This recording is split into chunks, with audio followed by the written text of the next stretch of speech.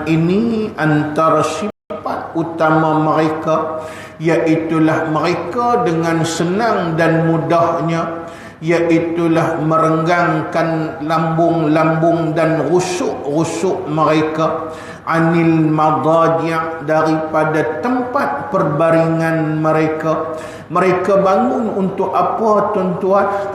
Muslimin muslimat rahimahullah, untuk bermunajat kepada Allah Subhanahu wa taala dalam keadaan mereka sentiasa mengharapkan rahmat dan keredaan Allah, dan mereka juga iaitulah bimbang dan gerun dengan kemurkaan dan azab Allah Subhanahu wa taala. Maka inilah buktinya kita dapat kembali mengingati Allah dengan sebentar tadi kita sembahyang subuh secara berjamaah, kemudian kita dapat duduk dalam satu majlis yang agung, iaitulah majlis ilmu yang mempunyai kekuatan utama untuk menghidupkan hati kita yang lalai kepada Allah Subhanahu wa taala. Kita akan dibimbing dengan kitab yang dikarang oleh ulama-ulama yang agung,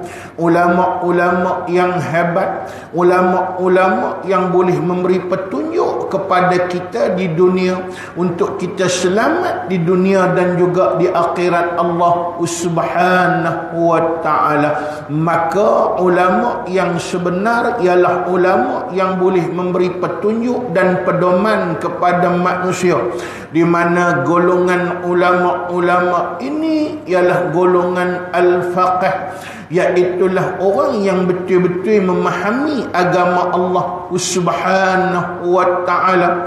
Melalui petunjuk mereka lah kita dapat membimbing diri kita menjadi manusia yang dirahmati oleh Allah Subhanahu wa taala, di mana antara sifat ulama-ulama yang benar, ulama-ulama yang diredai oleh Allah, ulama yang disebut sebagai al-faqih, iaitulah orang yang betul-betul memahami agama Allah. Macam pengarang kitab yang kita akan baca kitabnya pada pagi ini disebut oleh Sayyidina Ali karamallahu wajhah.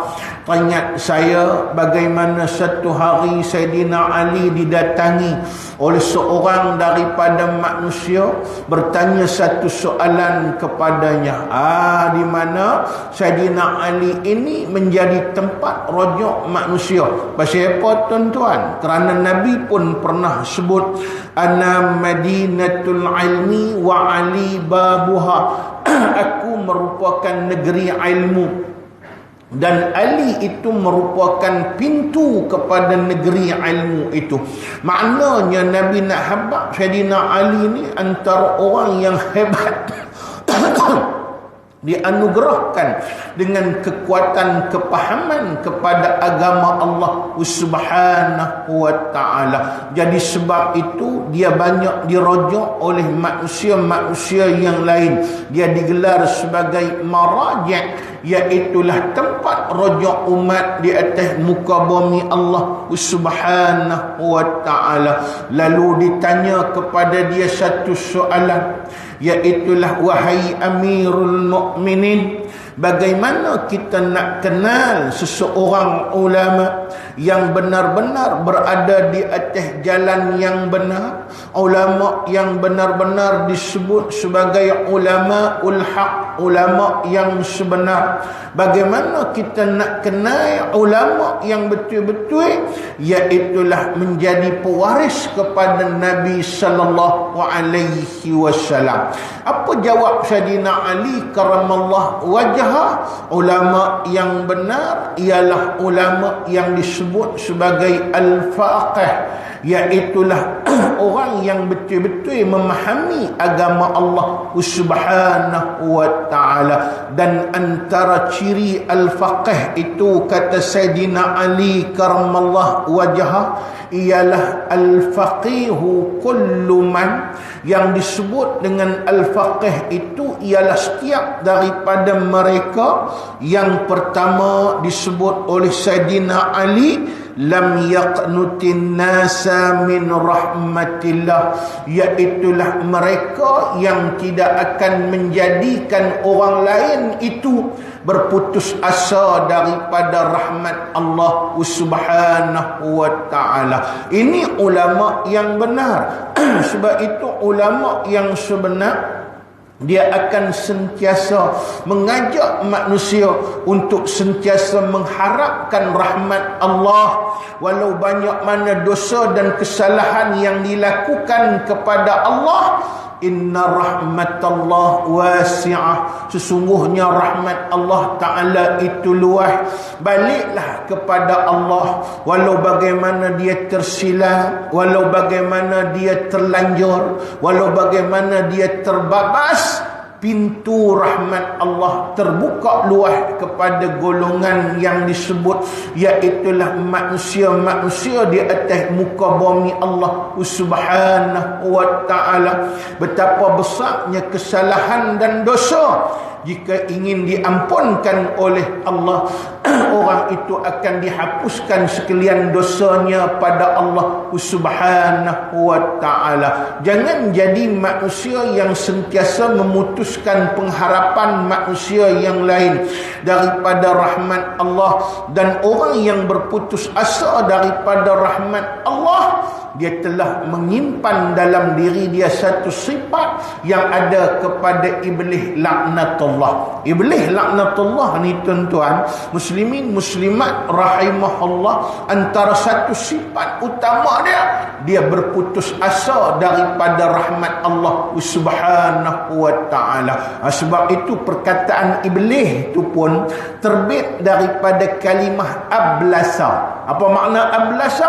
Ablasa maknanya ialah qanata min rahmatillah, iaitulah orang yang telah berputus asa daripada rahmat Allah Subhanahu wa ta'ala. Sebab itulah tanda utama iblis berputus asa daripada rahmat Allah, semenjak dia dihukumkan kafir oleh Allah Subhanahu wa ta'ala, tidak sekalipun dia berusaha untuk meminta dan memohon keampunan pada Allah Subhanahu wa ta'ala. Jadi ulama yang benar ialah ulama yang sentiasa membuka pengharapan kepada kita untuk merebut kasih sayang Allah.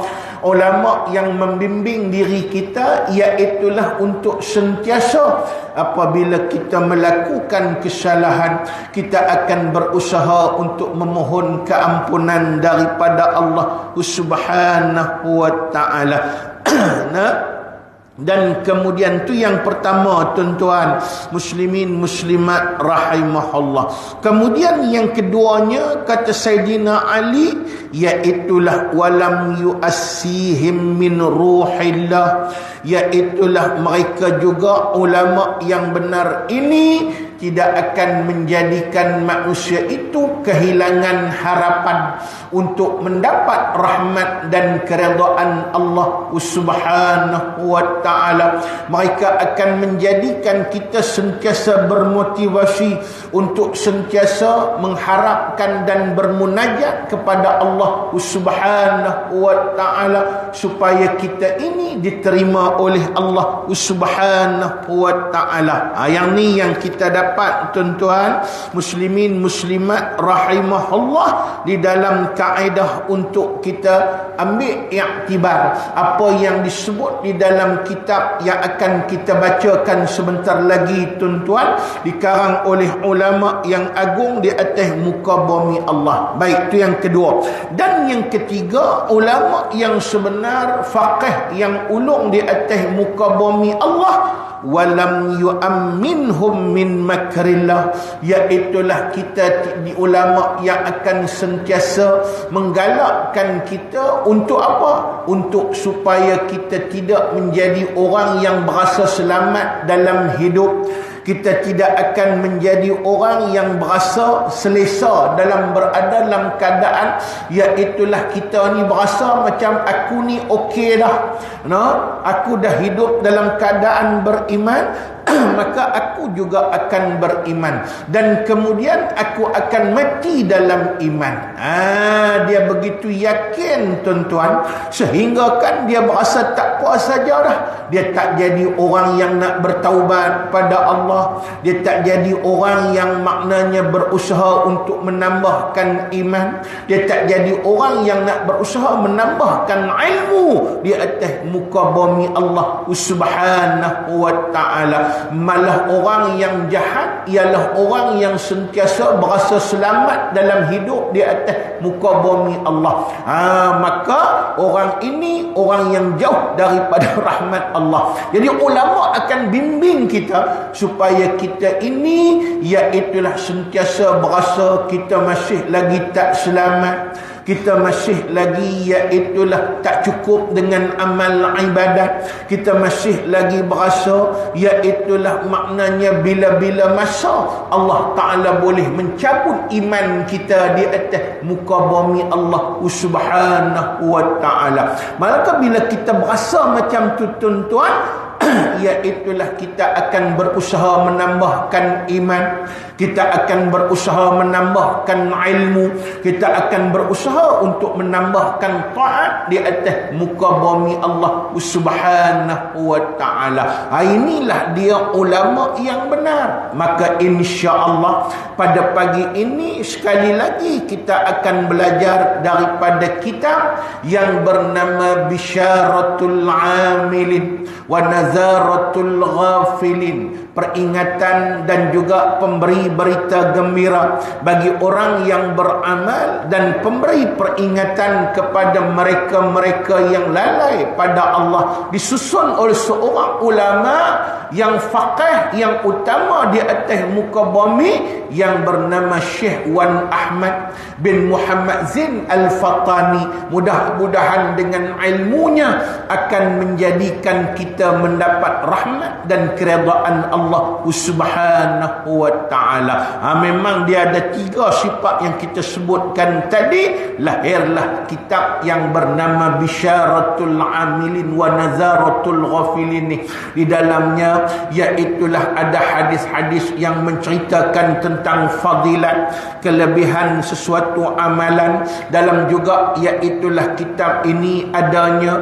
apa yang disebut dengan ancaman daripada Allah jika sekiranya kita meninggalkan sesuatu ketaatan kepada Allah Subhanahu wa ta'ala. Alhamdulillah kita terpilih, maka ini merupakan anugerah Allah yang paling ulung. Mudah-mudahan Tuhan kekalkan kita sehinggalah akhirnya kita akan menjadi manusia yang benar-benar dirahmati oleh Allah Subhanahu wa ta'ala. Wallahu alam. Kita sambung kitab kita tuan-tuan, iaitulah pada muka surat 7. Kuliah terakhir kita 18 hari bulan 11 bulan lepas lah kita sambung pula, iaitulah malam ni saat pagi ni sambungan kita tuan-tuan. Baik, kita tengok. Qalal musannifu rahimahullahu ta'ala wa nafa'ana bi'ulumihi fid darain. Amin. Muka surat 7. Dan telah bersabda oleh Nabi sallallahu alaihi wasallam. Ni ada hadis satu lagi tuan-tuan. Barang siapa sembahyang subuh, macam pagi ni kita ni sembahyang subuh. Barang siapa sembahyang subuh di dalam keadaan berjamaah, kemudian duduklah ia berzikir akan Allah Ta'ala hingga naiklah matahari. Dalam satu riwayat ada sebahagian ulama sebut, iaitulah dia datang sembahyang subuh berjamaah, kemudian iaitulah dia duduk dalam keadaan iktikaf di dalam masjid, dan kemudian dia berzikir pada Allah Subhanahu wa ta'ala. Dia isikan diri dia dengan sesuatu ketaatan dan juga amalan yang boleh mendekatkan diri dia kepada Allah, di mana zikir yang dimaksudkan ini bukanlah hanya sekadar subhanallah walhamdulillah wala ilaha illallah wallahu akbar. Kerana bila sebut zikir memang makna dia sebut, tapi iaitulah ulama kata makna lebih luas bagi zikir ialah ingat. Maknanya dia buat sesuatu amalan yang boleh mengikatkan dia pada Allah Subhanahu wa ta'ala.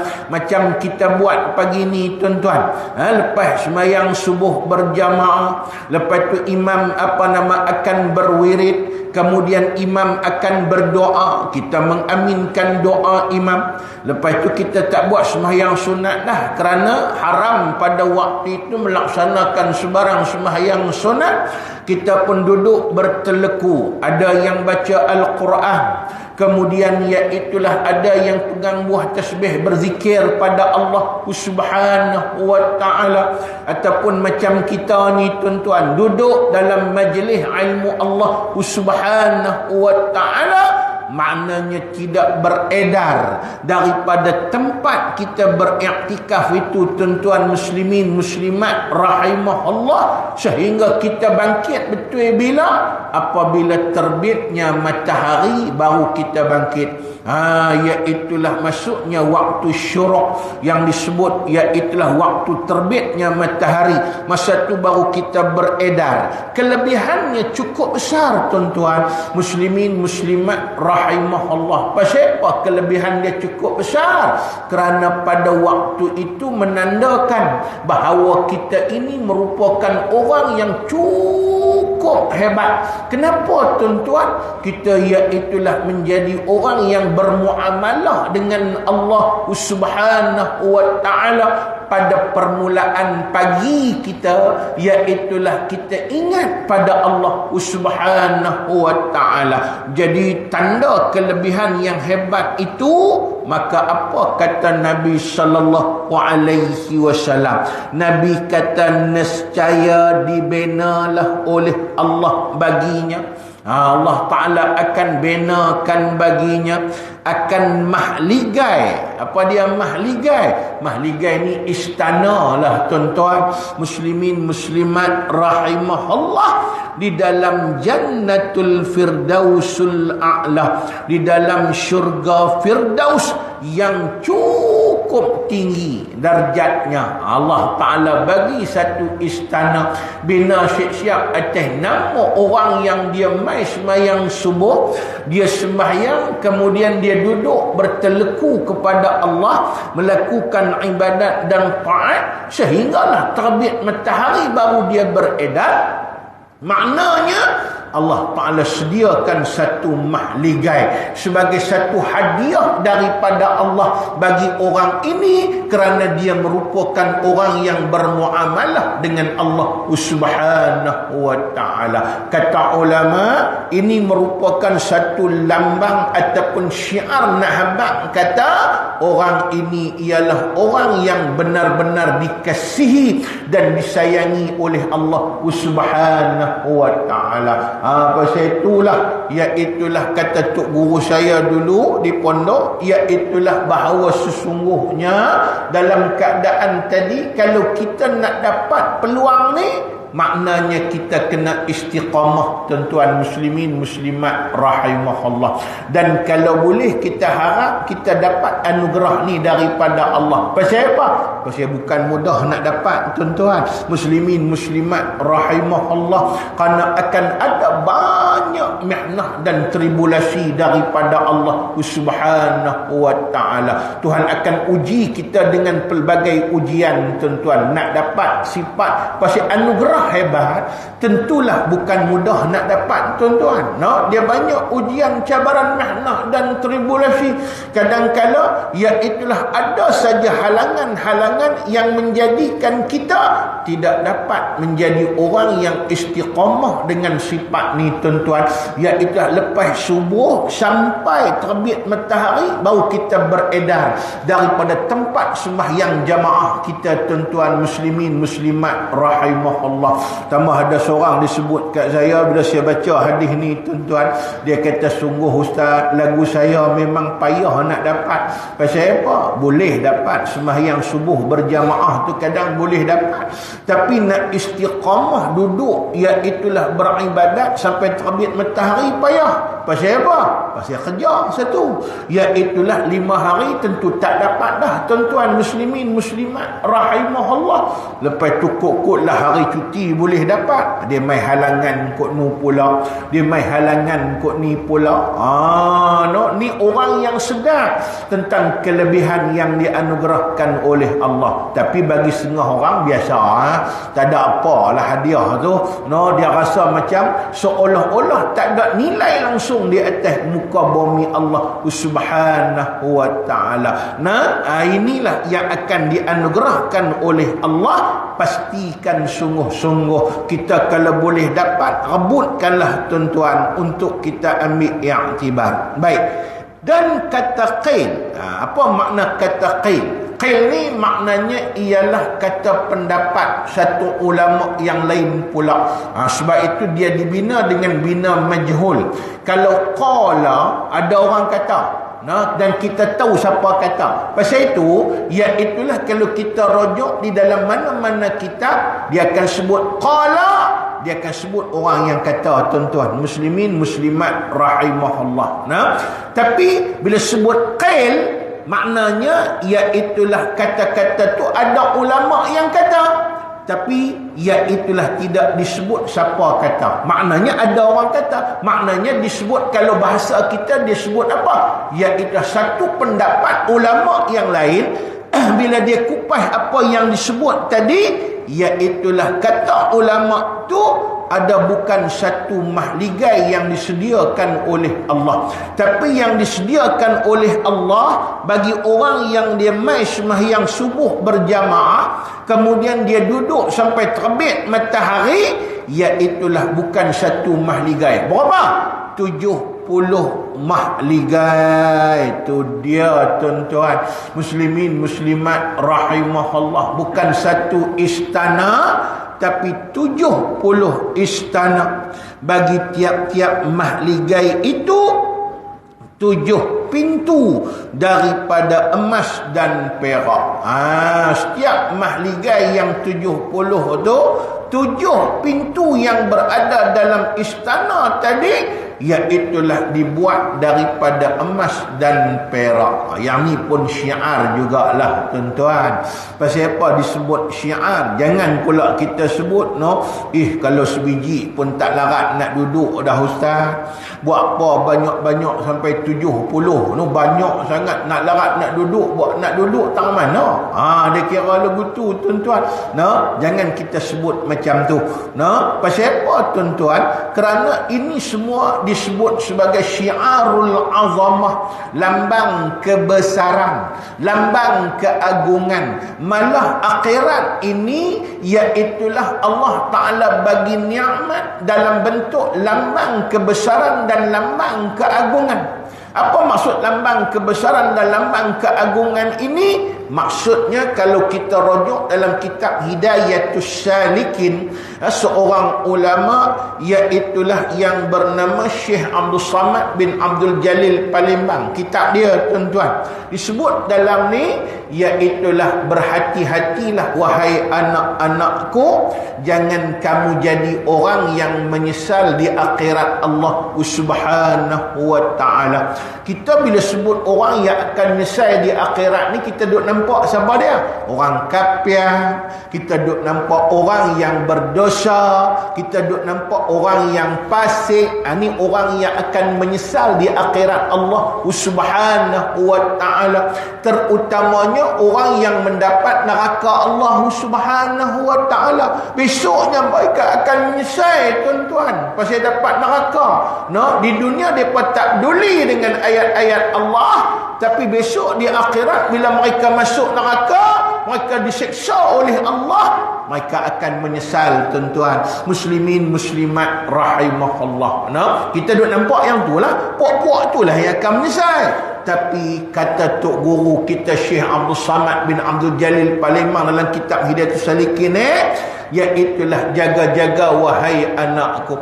Bukan sekadar ahli neraka yang akan menyesal, malah ahli syurga juga ada yang menyesal pada Allah. Sebab itu jangan kamu termasuk dalam golongan orang yang menyesal. Bukan sekadar ahli neraka menyesal, ahli syurga pun menyesal, tuan-tuan. Adakah ahli syurga menyesal pasal dapat nikmat daripada Allah Subhanahu wa taala? Lagu mana orang yang disebut ahli syurga tu menyesal? Ahli syurga yang menyesal ialah mereka yang sepatutnya mendapat nikmat yang hebat, mereka mendapat pangkat yang kedua ataupun yang ketiga, tak dapat pangkat pertama. Golongan ini juga akan menyesal kerana mereka akan sebut, ya Allah, hidupkan kembali aku di atas dunia. Dulu aku ini iaitulah ghalib sampai sepatutnya aku dapat tempat pertama dalam syurga, tapi aku dapat tempat ketiga sebab meninggalkan amalan. Maknanya orang ni pun menyesal. Mungkin tuan-tuan tak apa faham lagi macam ni maksud dia. Maksudnya syurga itu kenapa Tuhan bagi jadi ada 7 tingkat. Patutnya bagi semua sekali sudahlah. Tak usah duk tingkat-tingkat apa. Sebab apa? Semua akan dapat nikmat daripada Allah Subhanahu wa taala, dan setiap 7 tingkat tu nikmat dia berbeza-beza. Kita ambil syurga hak nombor 1, hebat sungguh-sungguh. Syurga nombor 2 dia kurang hebat. Bukan kurang hebat tu mana syurga tak hebat. Syurga ni hebat. Tapi maknanya iaitulah kalau kita kata hak nombor 1 tu memang sempurna sungguh-sungguh, lengkap sungguh-sungguh nikmat. Nombor 2 kurang sikit. Pasal apa Allah Ta'ala buat macam tu? Sebab itulah dia, nama dia syurga, iaitulah bahawa hakikat tempat nikmat yang diberi oleh Allah sebagai balasan kepada orang yang taat di atas dunia. Dan orang yang taat di atas dunia ni, ketaatan tak sama. Bila ketaatan tak sama, maka hadiah pun tentu tak sama, tuan-tuan. Kalau sama, nak buat apa? Tak ada nilai lah, tuan-tuan muslimin muslimat rahimahullah. Macam iaitulah orang yang lomba lari. Bila orang tu lomba lari, tuan-tuan, ada yang dapat tempat pertama, ada yang dapat tempat kedua, ada yang dapat tempat ketiga, ada yang dapat tempat keempat. Lalu kita kata hak pemenang nombor 1, nombor 2, nombor 3. Kalau pemenang yang pertama dapat pingat mai, pemenang yang kedua pun dapat pingat mai, pemenang yang ketiga pun dapat pingat mai, apa makna? Buat menang sajalah. Baik, sama-sama lari, sama-sama. Iaitulah maknanya tak payah dulu hang aku, tak payah dah, susah payah nak mendahului hang aku, tak payah dah, tuan-tuan muslimin muslimat rahimahullah. Pasal itu nombor 1 pingat mai, hebat lagi lah. Nombor 2 pingat perak, kurang hebat sikit. Nombor 3 pingat gangsa, kurang hebat lagi. Pasal apa? Sesuai dengan iaitulah apa dia reward yang mereka dapat, hasil apa yang mereka buat daripada awal. Sama macam syurga lagu tu, tuan-tuan muslimin muslimat rahimahullah. Pasal itulah maknanya jangan persoal ikutlah ada orang kata buat apa banyak-banyak singgah sana, buat apa banyak-banyak istana, buat apa banyak-banyak hadiah daripada Allah. Mungkinlah kita rasa macam tu, tapi besoknya itu merupakan satu nikmat yang Tuhan bagi sebagai lambang kemegahan kita di akhirat Allah Subhanahu wa taala. Sebab itu di sana besok ni ialah disebut sebagai negeri untuk bermegah-megah.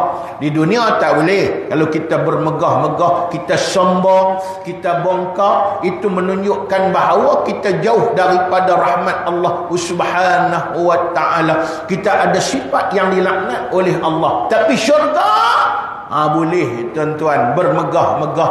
Malah besoknya iaitulah orang yang mendapat kehebatan lebih daripada manusia yang lain dalam syurga, dia akan bermegah-megah termasuk kepada ahli syurga. Tuan-tuan muslimin muslimat rahimahullah, nak jadi hebat masa tu kena buat dan corak apa saja yang ada di atas muka bumi Allah Subhanahu wa taala. Tu dia tuan-tuan muslimin muslimat yang dirahmati oleh Allah. Baik, lagi kita tengok, dan telah bersabda oleh Rasulullah sallallahu alaihi wasallam. Ni ada hadis lagi ni. Barang siapa sembahyang Isya di dalam keadaan berjamaah, dia sembahyang Isya berjamaah, maka seolah-olahnya berdiri sembahyang ia pada setengah daripada malam. Itu dia tuan-tuan, dia sembahyang Isya berjamaah, maka seolah-olahnya dia mendirikan ibadat sepanjang malam. Tapi maksudnya bukan sepanjang malam, iaitulah maknanya kata sepanjang malam daripada mula malam maghrib tu sampai iaitulah masuk waktu subuh dah. Maknanya dia mendirikan ibadah sembahyang tadi pada waktu, maknanya iaitulah separuh daripada malam. Dia dapat qiyamul lail, pahala qiyamul lail bila dia sembahyang Isya berjamaah ni separuh malam. Itu dia tuan-tuan. Jadi dia nak bagi cukup dapat bagi separuh malam lagi, nak buat macam mana pula? Ini dia kita tengok lagi tuan-tuan muslimin muslimat rahimahullah. Dan ni disebut iaitulah waw murattabah, iaitulah dan ni maksudnya dia sambung lepas tu. Mula dia sembahyang Isya berjamaah, lepas tu dan barang siapa sembahyang subuh dalam keadaan berjamaah, dia sambung pagi esok pula sembahyang subuh secara berjamaah, maka seolah-olahnya berdiri sembahyang ia semalam-malaman sekaliannya. Maknanya senang faham, dia sembahyang Isya berjamaah, dia dapat pahala qiyamul lail separuh malam. Kemudian besoknya dia sambung pula, iaitu sembahyang subuh juga berjamaah, tambah separuh lagi malam. Jadi seolah-olahnya dia beribadat sepanjang malam pada Allah Subhanahu wa taala. Maka dikupas oleh ulama fiqh, maksud hadis ni tuan-tuan muslimin muslimat rahimahullah bukan untuk menidakkan kelebihan mendirikan qiyamul lail. Ialah sebut qiyamul lail ni kita bangkit sembahyang tahajud, kemudian sembahyang tasbih, kemudian sembahyang hajat dan sembahyang berapa sunat lagi, kita baca Al-Quran, kita bermunajat pada Allah Subhanahu wa taala sepanjang malam ni tuan-tuan. Bukan makna hadis ni nak memperkecilkan ibadah ni, tapi hadis ni nak menjelaskan sekurang-kurang kelebihan bagi orang yang qiyamul lail. Mungkin kita kata kita ni jenis segan nak bangkit tengah malam, kita nak dapat pahala qiyamul lail. Ulama kata sekurang-kurangnya kalau kita nak dapat kelebihan qiyamul lail, iaitulah istiqamahkan diri kita dengan sembahyang Isya dan juga sembahyang subuh berjamaah. Dan sebahagian ulama sebut maksud yang disebut oleh Nabi sallallahu alaihi wasallam ini istiqamah dengan sembahyang Isya dan juga sembahyang subuh, iaitulah istiqamah dengan memulakan sembahyang itu dengan kita mengikut imam dan berakhirnya sembahyang itu dengan mengikut imam. Itu maksud dia. Maknanya sembahyang Isya berjamaah kita mula dengan ikut imam, kemudian kita berakhir dengan ikut imam bagi cukup. Lepas tu sembahyang subuh dengan mula ikut imam bagi cukup dan habis ikut imam bagi cukup. InsyaAllah kita dapat pahala, iaitulah menghidupkan malam sepanjang malam tuan-tuan. Mungkin tuan-tuan tertanya-tanya, lagu mana yang dikatakan ikut imam bagi cukup? Macam contoh kita ambil bulan Ramadan. Nah, bulan Ramadan ni kadang-kala dia timbul satu orang panggil apa, polemik dalam masyarakat. Di antara orang yang nak sembahyang tarawih 8 rakaat dengan orang yang nak sembahyang tarawih 20 rakaat. Jadi tiap-tiap tahun kadang-kala boleh timbul. Sebenarnya tak patut jadi polemik. Siapa nak sembahyang 8, sembahyanglah, dia ada sunnah dia. Dan siapa nak sembahyang 20 pun sembahyanglah, dia ada sunnah dia. Tuan-tuan muslimin muslimat rahimahullah. Nah, jadi kadang-kala ada orang tanya saya, macam mana ustaz kita nak dapat kesempurnaan? Boleh tak kita sembahyang 8 pun kita sembahyang, 20 pun kita sembahyang? Jadi kita nak dapat fadilat tu, fadilat tarawih yang sempurna, tuan-tuan muslimin muslimat rahimahullah, iaitulah berdasarkan kepada hadis Nabi ni tuan-tuan. Satu benda yang kita mesti dapat, kalau kita sembahyang 8 pun bersama dengan imam, bagi cukup 8 rakaat sembahyang tarawih bersama imam, sambung pula dengan 3 rakaat sembahyang witir dengan imam juga tuan-tuan muslimin muslimat rahimahullah. Kalau kita sembahyang 20 pun nak dapat fadilat dia, bagi cukup 20 dan kemudiannya sambung lagi 3 rakaat witir dengan imam. InsyaAllah kita dapat apa yang dimaksudkan dalam hadis Nabi sallallahu alaihi wasallam ni. Nah, apa saya tu kalau kita ni kadang, kita ni kita kata macam mana nak buat nak bagi dapat sempurna sembahyang jamaah ini mudah. Tak ada masalah. Pergi cari masjid. Kalau masjid ni cari hak dia buat hak jenis 8. Kita sembahyang bagi cukup imam dengan imam yang sama ataupun imam yang berlainan, tapi bagi cukup sembahyang imam tu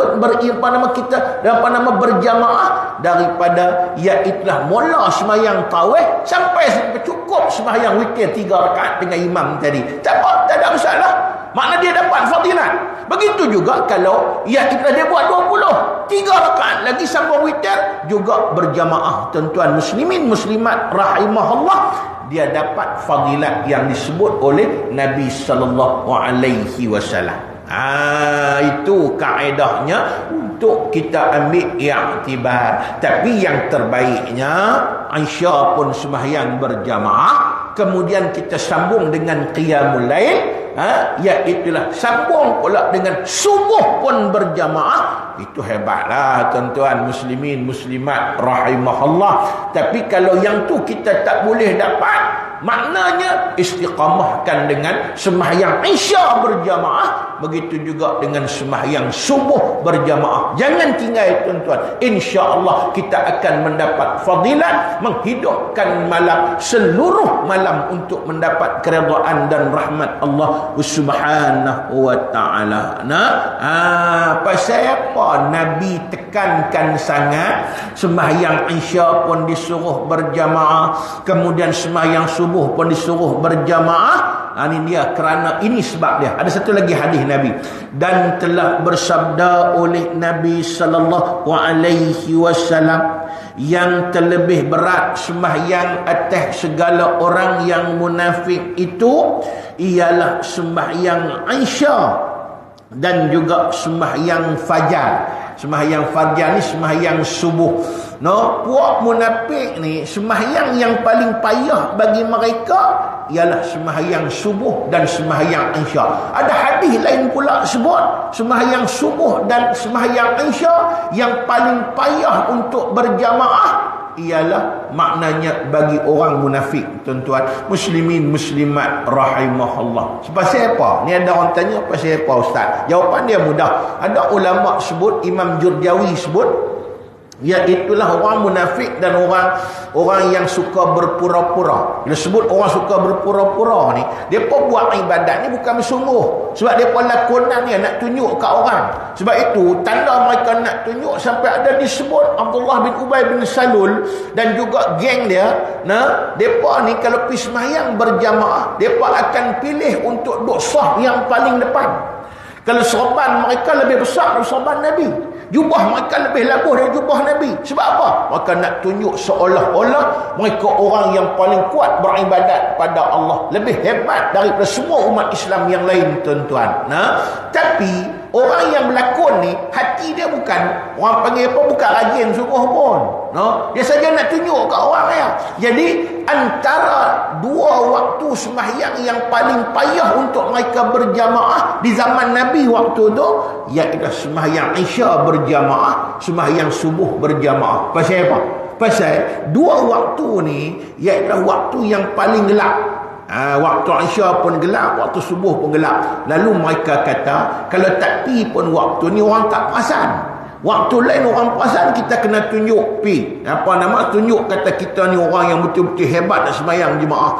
Tapi waktu Isya, waktu subuh, orang tak perasan. Tak sembahyang jemaah pun tak apa. Jadi sebab itu, iaitu puak munafik antara tabiat utama mereka, kalau mereka rajin sembahyang berjamaah pun dua waktu ni tak popular bagi mereka, sembahyang subuh dan sembahyang berjamaah Isya. Jadi tuan-tuan, sebab itulah kita digalakkan sungguh untuk menghidupkan dua waktu ni dalam sembahyang berjamaah Isya dan subuh. No, pasal apa lagu tu tuan-tuan? Pasal kita tak nampak kelebihan. Puak munafik pun tak nampak kelebihan. Kalau nampak kelebihan, dia kata, dan jikalau mengetahui mereka itu munafik akan barang yang pada keduanya, kalau dia tahu pahala dapat macam mana, orang yang subuh sembahyang subuh berjamaah, Isya berjamaah ni, kalau dia tahu pahala dia, nescaya datanglah mereka itu akan kedua-duanya sembahyang Isya dan subuh berjamaah, dan jikalau dalam keadaan merangkak sekalipun. Tu dia. Kalau nampak pahala tu, kalau tahu pahala tu tuan-tuan muslimin muslimat rahimahullah, tak kira siapalah, termasuk kita lah. Kalau kita nampak betul-betul pahala, kalau jenis Tuhan bagi nampak lah, mana tahu, no? Ya, bila kita buat-buat ni, tengok-tengok Tuhan turunkan dari langit macam ketui mah dah, pahala dah, no?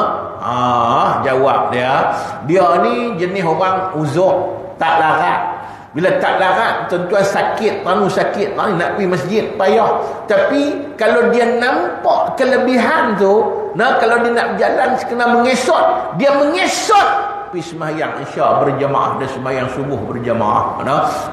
Tu Tuhan tak tunjuk, bukan pasal apa, Tuhan nak uji kita supaya Tuhan nak tengok betul-betul ikhlas kadar kita melakukan ibadah dan ketaatan ini pada Allah Subhanahu wa taala. Jadi hadis yang kita belajar pada pagi ini tuan-tuan sebagai satu iktibar pada kita, iaitulah kita kalau boleh janganlah tinggal beberapa kelebihan tertentu yang maknanya bahawa hakikat dianugerahkan oleh Allah hanya kepada orang yang dikasihi oleh Allah. Lebih-lebih lagi pejuang-pejuang Islam ni tuan-tuan. Tuhan anugerahkan kemenangan kepada kita. Ingat, kemenangan ni kata Syekh Abdul Aziz Al-Badri, ialah dia ada dua bentuk. Satu dia panggil kemenangan yang bersifat hina, satu lagi kemenangan yang bersifat mulia.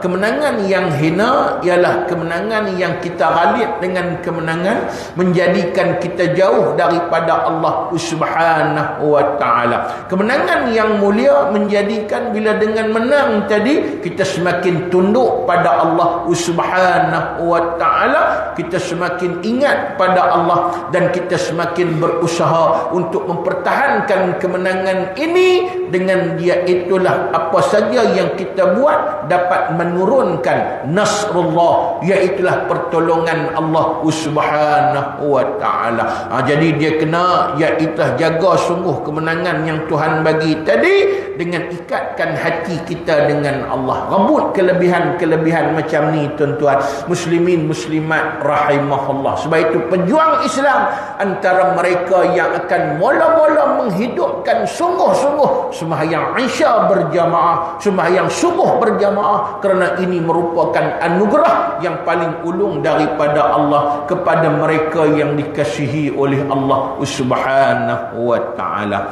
Dan telah bersabda oleh Rasulullah sallallahu alaihi wasallam, wallahu alam. Tanda tuan-tuan, Allah kita sambung pula dalam kuliah kita yang akan datang.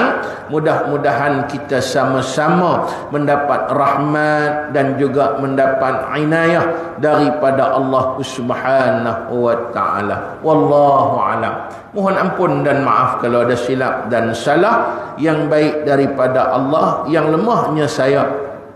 Walaupun hakikat utama tetap daripada Allah. Marilah sama-sama kita tunda kuliah ini pada waktu yang lain dengan kita hadiahkan Fatihah pada Nabi sallallahu alaihi wasallam, sahabat, ijma' ulama dan mereka-mereka yang telah mendahului kita. Al-Fatihah. A'udzu billahi minasyaitonir rajim. Bismillahirrahmanirrahim. Alhamdulillahi rabbil alamin. Arrahmanir rahim. Maliki yaumiddin. Iyyaka na'budu wa iyyaka nasta'in. Ihdinas siratal mustaqim. Siratal ladzina an'amta 'alaihim ghairil maghdubi 'alaihim waladdallin. أعوذ بالله من الشيطان الرجيم. بسم الله الرحمن الرحيم. الحمد لله رب العالمين حمدا يوافي نعمه ويكافئ مزيده. يا ربنا لك الحمد كما ينبغي لجلال وجهك وعظيم سلطانك.